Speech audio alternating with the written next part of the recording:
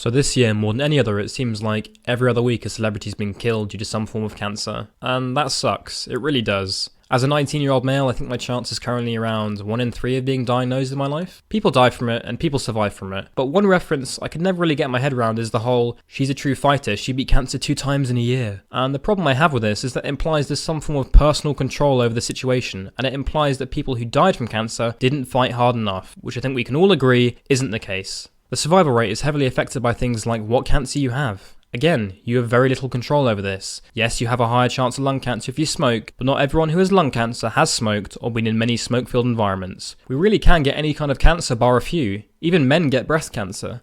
Then we have to look at how the cancer spreads. This again is down to luck. Sometimes it spreads into areas where it's extremely hard to get rid of, and sometimes it spreads at an extremely slow rate to areas where it is much easier to cure, and even when caught late, you still have a high chance of surviving. How effective the chemotherapy is in regards to your cancer and how your body deals with it, again, is pretty much random. We have no control over this either. Sometimes people only need a few sessions and it'll be killed off, sometimes the cancer has very little reaction towards the chemotherapy. Then we can also chuck in the variance of what doctor you get. Yes, some doctors are better than others, and sometimes you can get misdiagnosed or given the wrong dose or bad advice from a doctor, which another patient with similar symptoms being seen by a different doctor wouldn't have to go through. This would also have a large effect on your chances of surviving. My point is, there's no personal battle, there's no inner fights. The majority of society wants to live just as much as the next person. We have so little control over so many things, and to think that a reason a person survived is because he or she is a fighter is just deluded. I know I'm being pretty cynical here, but you got lucky. That's it.